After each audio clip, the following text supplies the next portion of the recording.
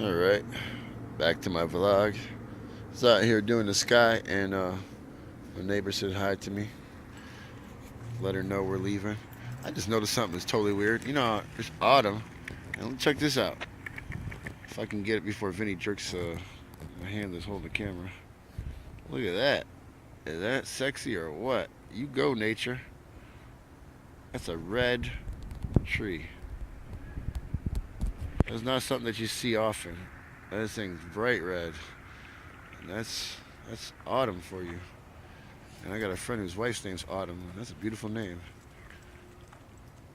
Because all the colors come out in autumn. It's probably my favorite season is autumn, I think, the fall. And the name is fitting because it's a time when everything must die. Yep. Back in the medieval days and Renaissance and whatnot, scholars and noblemen and whatnot, they would keep skulls on their desks. And it was called a memento mori. Remind them, and always remember death. And, you know, man, you don't need that. Because every year we got fall. And that's a nice memento. I wrote a song once. It was about fall, all the seasons and stuff.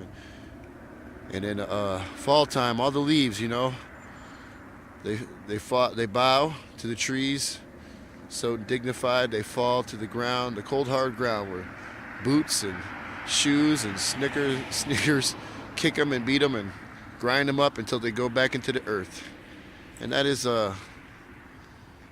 that's the end. I ramble on, don't I? Boring. But the sky is not. I'm boring. We're all boring. I think the only thing that's interesting about us is when we reflect God's awesomeness, because what God should inspire in any person is awe. It's one of the greatest feelings you can feel. When you look at something, you're just like, wow, you know?